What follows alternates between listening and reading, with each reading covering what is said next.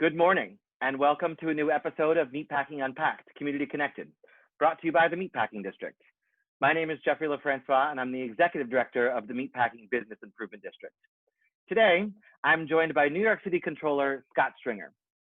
Scott serves as the city's Chief Financial Officer. The Controller provides an independent voice in city government, keeping an eye on the mayor and the council, issuing audits of city agency performance, rooting out waste, fraud, and abuse, and safeguarding the city's $207 billion pension system, supporting over 700,000 New Yorkers and their families. Over the last couple of decades, Mr. Stringer has been fighting for solutions to the city's biggest challenges, pushing for a $15 minimum wage, access to affordable childcare, and for the dramatic expansion of affordable housing, all while working to promote the city's long-term fiscal health. Scott was born and raised in Washington Heights. He was elected to the New York State Assembly in 1992, where he represented Manhattan's Upper West Side for 13 years. In 2006, he became the Manhattan Borough President and was elected to Controller in 2013. He is husband to Elise, and most importantly, perhaps, dad to Maxwell and Miles. Thank you for joining us today, Scott. Jeffrey, it's great to be on with you, and I'm really excited to be with you in the Meatpacking District, so this is great, even if we're virtual. Exactly. And I mean, let's start first things first. You know, you're a dad in the family. How has it been these past couple of months juggling what's more than often than not more than a full-time job and, you know, the full-time job of being a dad? How's that been? You know, look, being a dad to a wonderful 8-year-old and an amazing 7-year-old, you know, there's always challenges under the best of times. But for Elise and I, COVID has really challenged us in terms of remote learning, making sure that the kids are okay, trying to explain to them the challenges facing our city from the pandemic to the civil rights and social justice issues of our time, explaining and giving them hope about Black Lives Matter and the things that we can accomplish. So it has really been a teaching moment on so many different levels. And then there's the practical work-life balance, which is Elise working, 18 hours a day, and I don't exactly have an easy job. And so it has been challenging, but then you look at all the other parents who have even harder challenges, single breadwinners, people who are struggling in public housing, families that have been hit hardest by COVID. There's a lot of shared challenge for the city. Yeah, I think that's a huge part of it, is seeing how no matter what, we're all affected. It's the extreme to which each person has to deal with the situation. So very, very good point. And, we want to make sure that the kids are all right. We want to make sure that our kids who are living in homeless shelters, kids who do not have resources because parents don't earn a lot of money, those frontline workers that are risking their lives every day to go and help the rest of the city, and they leave their children behind, not knowing truly whether they will ever see their kids again in the same way. So this is a very precious moment for our city, and we cannot squander fixing it. And I think that's what you and I and so many people think about every day. Yeah, absolutely. So with that, you're a citywide elected official, that's the controller. What does that mean? What does it do for New Yorkers to be in that position? And what is your office what does it do? Well, first and foremost, I'm the New York City watchdog. My job is to represent the people that don't have a voice in the traditional workings of city government. So we hold City Hall accountable. We root out waste and fraud in city agencies. We speak about the economy and make it a point to look at women and minority-owned businesses, the struggling middle class, the working poor in this city. And through our reports and our investigations and our soapbox, try to elevate the discussion for the people who struggle every single day. Sometimes we're taking on the mayor directly. Sometimes we're taking on the city council. Sometimes I walk out in the street and someone says to me, "Why are you auditing me?" And I just go, "That's what I do for a living." So sometimes it's a real challenge, but it's also meaningful work because we have made a difference. We've saved the city a tremendous amount of money talking about city finances. But I think programmatically, we've elevated the controller's office as well. And I mean, given that you oversee the city's pensions, I believe you also therefore sit on a lot of boards of organizations, or at least you've used your position for leverage. it was the beginning of your term, I think you talked about strategies you've utilized to implement better investment policies. Have you seen any success rate given you're sort of in your second term and what that time has showed and played out? Well, that's a great question, and I should have started out perhaps with the most important fiduciary duty I have, and that's managing, as you said, the financial security of 700,000 city workers, firefighters, police officers, the people who work in our city agencies. They rely on our office to protect their retirement security. They work for 20, 30 years, and at the end of the day, they get a relatively small but critical pension that goes to their retirement. And part of what I do managing the fourth largest public pension fund in the United States, and it's also the 14th largest in the world, is we also look at the investments we make through the lens of what is responsible. And that is why in our time, we have divested from the private prison industrial complex because we don't see much value in that. It's why we have been strong in terms of our environmental investment, because that's not just going to produce revenue for the pension fund, but it's also a best practice to save the planet. As you know, Jeffrey, we're the first pension fund in America that is now going through a divestment of fossil fuels, which, if successful, will be truly a historic moment in New York City, and a lot of work goes to that. And at the bottom line is that we make investments to hit our actuarial target to preserve the pension system. So when I started as controller, we analyzed the weakness of the system. We went to work fixing the back office. I always say that no one will ever really want to talk about that. It's not something that would poll well. People don't think about the back office, but as you know, how crucial it is to have a strong foundation to protect the pension fund, especially in these times when you need to create an asset allocation that can absorb the financial hit we're going through now. I always say a pension system is best when it's elastic, that it can bend but not break. And that's why I have every confidence in the world that we will continue to produce the returns we need for the people who need the pension fund the most, our retirees. Right. So the city's in flux right now in so many different ways. But I feel like, as New Yorkers, we've got to figure out where the hope is. And so right now, what are you looking towards and where do you see, what gives you hope right now? Well, my hope is in our history. The city has been here before. Since I was growing up back in the 1970s in Washington Heights, it was at that time when there were like 2,000 murders a year. The A train was a crime scene. People were fleeing New York. The city was on the edge of bankruptcy. As a teenager, I remember Son of Sam and the blackout and all of the challenges in the midst of yet a civil rights critical moment in so many stages of our history. I grew up protesting the war in Vietnam, fighting for the civil rights of all people, and of course, impeaching Richard Nixon. I worked a lot as a kid traveling around with my cousin Bella Abzug, and that was a very tough time. People were like, this city's finished. And I always loved the pioneers of our city who said, no way, we're staying, we're fighting for what's ours. We're never going to let this city die. And you know the rest of that history. We came back stronger than ever. Today, we have another challenge before us, a pandemic and another civil rights movement, which is here to stay. And we need to have leaders who understand how to slowly and safely turn on our economy, working with bids, working with financial institutions, working with advocates. And what gives me hope is the time in between. The 1970s fiscal crisis, we came back. After 9/11, we came back. The Great Recession of 2008, we came back. And it wasn't too long ago that we dealt with Hurricane Sandy, when as a borough president, I traveled through all parts of the city trying to help local neighborhoods. We came back, and we will come back again. But to do that, we're going to have to be strategic. We're going to have to be smart about reopening. We sometimes, as elected officials, can't always play to the crowd.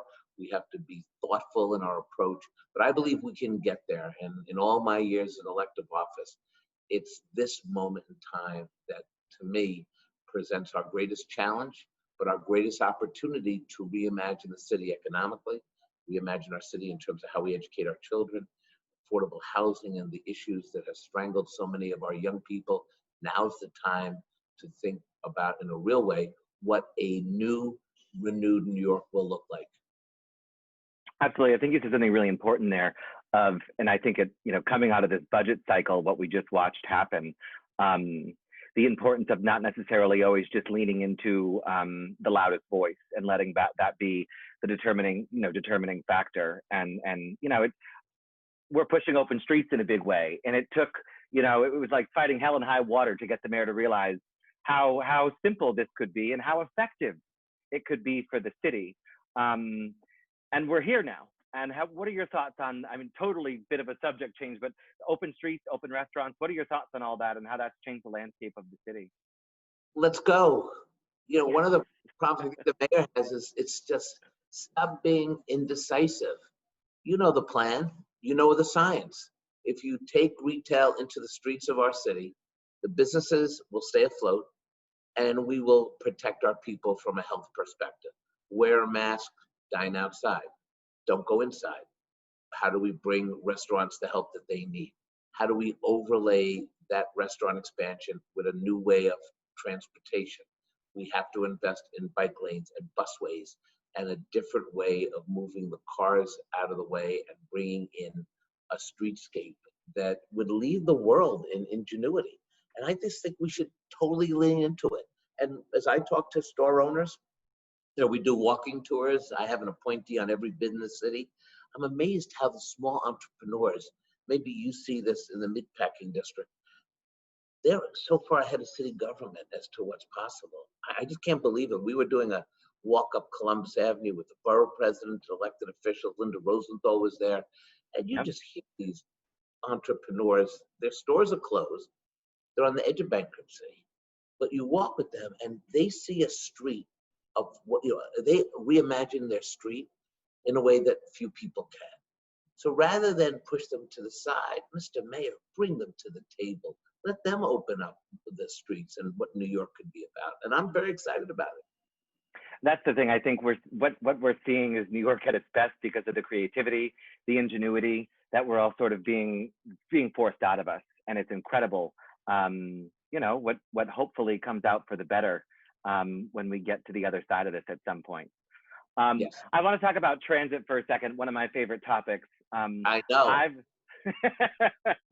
I've long been advocating actually for West Side Ferry Service in Manhattan. And you appropriately have locked horns with the mayor on that. And I have two questions about it. One, is it because maybe you can't swim and we shouldn't have transit on the water? Or is there, where did we make a mistake in the way that you've been looking at, ferry service? I think we need to have ferry service in the city, but your critiques have been totally appropriate in the way that we went about this program. So can you share a little bit of that with us? So I support ferry service. I think it's one of those transportation alternatives that we should expand. It's something that works. Certainly the Staten Island ferry is a wonder. Why not expand it? I'm for that expansion, but we got to get a good deal for the city. And the deal currently in place with Hornblower only benefits Hornblower. I've done the numbers on the ferry investment, and what we end up doing is we give Hornblower the concession on the ferry. We give Hornblower the ticket sales, and then we buy the boats for Hornblower. The boats go in the water, they depreciate in value, so we're on the hook for that. And when you look at this $500 million deal and more pouring in, it is a very small benefit. The benefit does not outweigh, or there's no relation between the benefit and the amount of money we're paying. So what I've simply said is, let's get a better deal. Let's do more comprehensive long-term planning for ferries. And then let's bring in more stakeholders. So if we're going to put together a comprehensive ferry service, it can't be just a one-shot where one company is getting over on everybody else. And that is what I said. And that's the job of controllers sometimes, looking at the spreadsheet and say, and why are we doing this from an economic perspective? And that's the issues I've raised. Well, I think that's the critical thing, right? We need this to happen. I think the way to do it, how do we get the best deal for the city? Just like you and I would do if we're shopping for anything to a certain extent. And I think we should raise it. And look, sometimes the problem with the de Blasio administration was when there was a lot of money, it was easy to throw the mud on the wall and see what sticks. So if you wasted a few $100 million here and a few $100 million there, who's looking at it? Well, my job is to look at it. And that's why I've criticized Thrive. That's why I criticized $700 million in renewal schools that went down the drain. It's why I've pointed out $500 million on the ferry service. And I support a lot of the aspirational progressive ideas and ideals, but we also have to look at this from an economic perspective and what we can afford, because once we waste the money, the people who end up getting cut first, as we saw in this budget, is not the big shots. Of course not. First thing that happens is they cut summer youth programs. They cut or try to furlough frontline workers. And that's why I say save more, be efficient in your spending, measure results, because otherwise when you have a pandemic or something unknown, the knee-jerk reaction is to cut social safety net. And we saw it just play out in this budget. Right. I think that's huge. I feel like I'm a bit all over the place, but I want to talk about, business and hospitality in particular. We've seen all sorts of, first of all, the city was first in that grant and loan program, what feels like forever ago, but back in March. And that was fantastic, but we saw that it wasn't big enough. And then PPP came along and everything else, but it seems like hospitality just cannot get the right program, cannot get a break.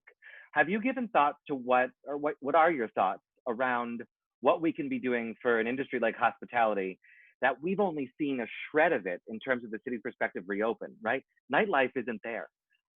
Knocking shoulders at the bar with somebody isn't going to happen for a long time, as much as I miss it. So what kind of programs have you been giving thought to, or what could we have done differently or do differently? Look, I think nightlife, the restaurant industry is going to be tied into a couple of factors. First, safety and science. Second, how we bring back international travel and tourism, which is so much a part of our economy as it relates to nightlife. As much as we like to think that tourists from all over the world come to see the Statue of Liberty and all of our landmarks, they come to see how we all live with each other. I'm always convinced that someone from the Midwest and they've come to New York, they see all of us and who we are, and then they're like, okay, we're moving to New York. We love this place. We want to come back every year. And so we need to bring that group back. And to do that, it's going to be a very slow and difficult reopening. I worry about nightlife, not just in Manhattan or the Meatpacking District, but I worry about the small restaurants and shops around the boroughs. Think about Jackson Heights and parts of Absolutely. a lot of these businesses were operating with a low profit margin, if they had profit at all. They were already hanging by the edge. So my plan is, first and foremost, we have to leverage city contract dollars to make sure that we're investing with women and minority-owned businesses. Only 5% of the city's $20 billion procurement budget goes to women and women and minority-owned businesses. That's outrageous, given what we're dealing with now, and we have fought for this for years. We need a chief diversity officer to look at that funding, because we have to help ourselves. This is where the city can invest in community. And that's also true in resources around. So I want to make sure that there's that plan in place. And we've got to bring the industry, the bids, the nightlife people to the table, because again, you can't do this top down. I'm amazed that when we said, look, let's not open up the inside of restaurants, how many restaurant owners called me, just as people I know, and said, yeah, we're not ready to open inside. But we do need loans and loan forgiveness. We do need, as part of the federal stimulus package, aid to these small businesses, and it has to be in a comprehensive way. And the mayor, I mean, I know he has all these task forces. No one knows what they're doing and what it's going to result in. And I think that has to change. We were fighting early on to get critical people appointed to some of these task force. You may recall he didn't even have one related to transportation when he rolled them out, which was, whew, you know, how does this town get around? How does the economy work in this town without transportation? Well, it's also interconnected. You can't open up nightlife without a new and better transportation system, and you have to now take advantage of the weather, the outside. I also think that's not just with nightlife, but wouldn't it be better if we could access outdoor space around the city? Jamal Bowman, the new congressman-elect, is talking about that today. You know, I talked to him last night about what about using open space for schools? And, you know, just open up the city for as long as possible. Remember, you know, vaccines are in the work, cures or viral medicine is on the way. Our job is to keep things moving as safely as possible in the economy until that health inoculates all of us. I think that's it. It's sort of it's put stuff out there. To a certain extent, we get to throw stuff at the wall and see what sticks. For the better right now, right? Wouldn't you say that's a thing we should be doing? Well, I think we have to do it in a responsible fiscal way, but I do think there has to be a greater, conversation about how we invest in nightlife. I think a good place to start is with thought leaders like yourself, BIDS, who basically are the local business arm of the city. You know, I do believe the BIDS play I think the BIDS are very underappreciated until you realize that they are the people on the ground knowing what's happening in each community. I get a lot of information from our BID appointees, for example, about the economy, about the things that you need to be successful. You know, when I became controller, we had a task force and we worked on a lot of ideas to help small business. And I remember when I was borough president, one of the great jobs that I had was to do ribbon cuttings when a new business would open, right? Of course, right. You have a big scissors, there's balloons and ice cream, and everybody loves you because I hereby declare Small Business Day. And then we all leave, and then the next day, who comes to visit? More government officials. The tax person comes, consumer affairs comes, and then they harass our small businesses out of existence. And that has been going on from time immemorial. And we have too many fines, too many fees, we're too punitive, and we take out our government frustration on the small businesses. We have to have a moratorium on that. We can't do this anymore because our businesses will never open and they won't be able to thrive. We are truly in a world pandemic, and that has to be factored into the way government interacts with our small businesses. I think that's it right there, is how the city treats the businesses, which we all see as being the fabric of our neighborhood, the backbone of the economy across the board, is a huge point to be reanalyzing. So thank you for that. I want to transition to my favorite part of the conversation, our fire round of questions, if you will, Mr. Controller. Short and sweet. Short and sweet. I think you're going to get a kick out of these, but it lets us unpack a little bit more about the person, not just the position, if you will. So, egg and cheese on a roll or bagel with cream cheese? Egg and cheese on a plate. No carbs. Got it. Man. No carbs. Okay. Subway or bus? It's just the way it is. I get it. Subway or bus? Subway. But as a kid, I still have great memories going with my grandmother from the Bronx to Washington Heights by bus. I've been in New York for 18 years, and it took me about 8 years to really ride the bus, and now I love it. So everybody has these different ways of coming to discover the bus. I think that's I think the bus. We are going to have a revolution called the bus. I really believe that. I don't think I'm there day to day, but I do say if we could create busways like 14th Street, cross borough buses, this may end up being the mode of transportation that's safe and quick. And we have done, as you know, a lot of reports on how we can create a real bus system in the city. Exactly. Park picnic or beach visit? Beach visit. A night at the theater or a visit to the museum? You know, my wife is a Museum Aficionado, so I'm going museum with the kids. Good. You got to have a good dinner tonight. So she hears that answer. And finally, 2021 isn't too far away. What's next, Scott? What are you thinking? Well, a lot of people are talking about the 2021 mayor's race. I'm certainly very actively pursuing that.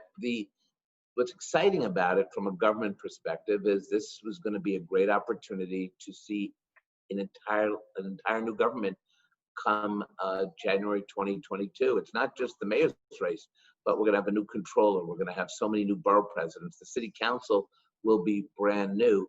And while people will bemoan the lack of experience in some areas, I look at that as a real opportunity to re-energize government. One of the things I want to see are people who are just going to govern the hell out of New York City and do it with excitement and ingenuity, creativity. So I'm very excited about a couple of things. First, the Donald Trump era will come to a close. New York City will have a discussion about what direction we want to go in. And Jeffrey, look what's at stake. We need a new affordable housing plan. We're not educating every kid. Our schools are segregated. Our teachers are doing amazing work, but everybody knows the bureaucracy at DOE is strangling almost every aspect of education. If we get into healthcare, look, my mom died of COVID in April, and she died in the hospital. And I remember talking to the doctor. I tell the story all the time because I think it's something that people have to hear. When I said to the doctor, well, a lot of people are losing their parents and grandparents over this. And he said to me, actually, in our neighborhood in the Bronx, younger people are dying because of obesity and diabetes and all these pre-existing conditions. And he said, that is because we have not invested in the healthcare system. And it's true. And so imagine a new government that starts looking at the neighborhoods that struggle the most, the neighborhood people who have gotten shortchanged. Imagine creating a police force that is not about over-policing our Black and brown young people, but actually creating a system of social workers and guidance counselors so that we get kids away from the policing system and into an education system. It's going to take a new government to do this, and I'm very excited about the possibilities. Whether I'm there or not, as a New Yorker, I'm excited about the possibilities. That's great. Thank you for sharing all of that. Thank you for your insight, for your dedication, and for joining us today. We really appreciate it. Thank you. And I look forward to seeing you in and around the neighborhood. Absolutely. And thank you all for joining us today on Meatpacking Unpacked. And don't forget to subscribe to our YouTube channel and stay tuned to hear from the district and the city's cast of characters of cultural, political, and business leaders. Thank you, everybody, and take care.